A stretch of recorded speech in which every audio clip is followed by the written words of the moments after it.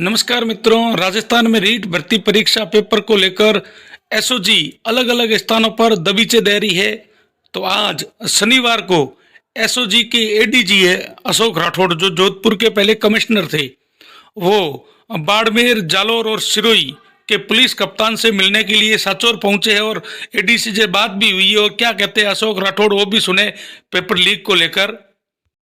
ये social media पे viral किया है कि मुझे एनकाउंटर करने का खतरा है, जबकि मेरे ऊपर मुझे झूठा फंसाया जा रहा है। ऐसा वो सोच सकते हैं, लेकिन अगर किसी को जांच में अगर सहयोग करना है तो वो जांच में सहयोग करें। और जहां तक इस तरह की जो बातें हैं कि कोई एनकाउंटर करेगा या ऐसी बात, तो हम कानूनी प्रक्रिया में विश्वास रखते हैं और उसी विश्वास के तहत काम भी करते हैं। सर, रीट प्रकरण में कई राजनेताएं और कॉन्ट्रैक्टर, इस तरह के कई राजनीतिक संगठन वाले लोग भी शामिल हैं। सर, उन तक एसओजी जाएगी?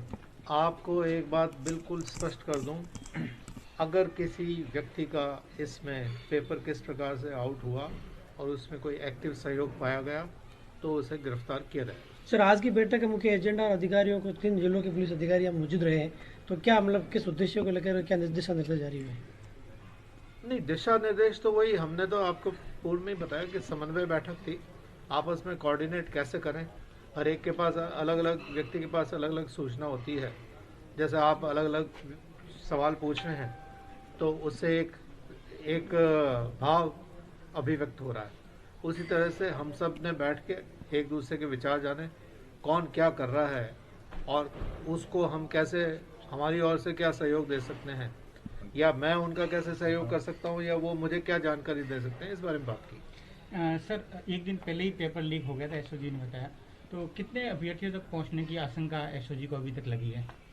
ये सवाल हमारे मन में भी है और इसको हम निरंतर एड्रेस भी कर रहे हैं और इसकी तह तक जाने की ही कोशिश कर रहे हैं, और वही एक प्रयास था जिसके तहत आज हमने ये बैठक भी की। Thank you. धन्यवाद। सर, आज की बैठक में क्या निर्णय लिया गया, किस संबंध में? बैठक, जैसा कि आप सभी को विदित भी है कि रीट प्रकरण में जो परीक्षा से पहले पेपर बाहर आ गया था, तो उसके संबंध में हम जांच कर रहे हैं और उस जांच में अनेक फरार अभियुक्तगण हैं, तो उन्हें जल्द से जल्द कैसे गिरफ्तार किया जाए, कैसे न्यायालय के समक्ष उनका। सर, आज की बैठक में क्या निर्णय लिया गया, किस संबंध में?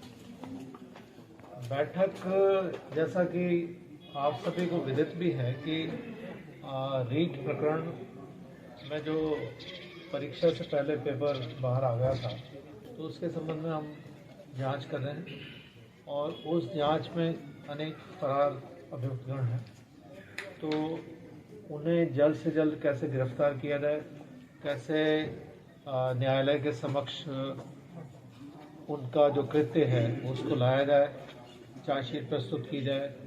तो इस संबंध में जो तीनों जिलों के अधिकारी थे जो इस दिशा में काम कर रहे हैं, तो उनके साथ हमने एक समन्वय बैठक की। हम अपने प्रयास को कैसे और गंभीरता से अंजाम तक पहुंचाए, इस बारे में चर्चा की। तो सर, एक सोशल मीडिया पर यह चल रहा है कि एसओजी द्वारा 2 जिले जालोर और बाड़मेर को ज़्यादा फोकस दिया जा रहा है। क्या जालोर और बाड़मेर के अलावा राजस्थान में अन्य जिलों में एसओजी ने कोई कार्रवाइयाँ की?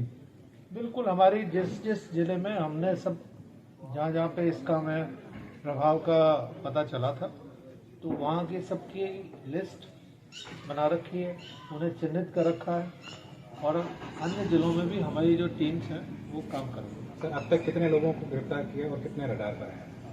अभी 38 अभियुक्तगण गिरफ्तार हो चुके हैं और जैसे जैसे और मुलजिम गिरफ्तार होंगे तो वो आपके उनके बारे में जो और उनके सहयोगी रहे या और अभ्यर्थी जिन्होंने इस अनुचित साधन का इस्तेमाल करके परीक्षा दी है, तो उनका पता चलेगा। सर, डीपी जारोली को गिरफ्तार किया जाएगा या उनसे कोई संबंध है?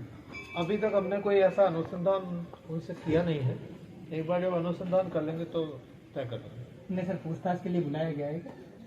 अभी तक हमारी जो दिशा है वो ये थी कि किस तरह से जो पेपर आउट हुआ उसमें कौन कौन लोग सम्मिलित रहे अब जहाँ तक उनका क्या रोल है इस दिशा में जब हम जांच कर लेंगे तब हम बता देंगे।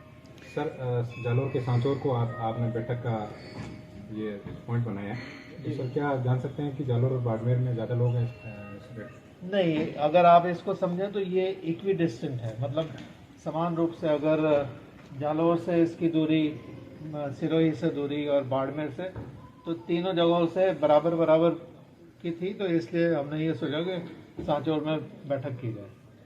सर इस मामले में एक अभियुक्त आपके नामजद है राजू हीराम, जिन्होंने ये सोशल मीडिया पे वायरल किया कि मुझे एनकाउंटर करने का खतरा है, जबकि मेरे ऊपर मुझे झूठा फंसाया जा रहा है।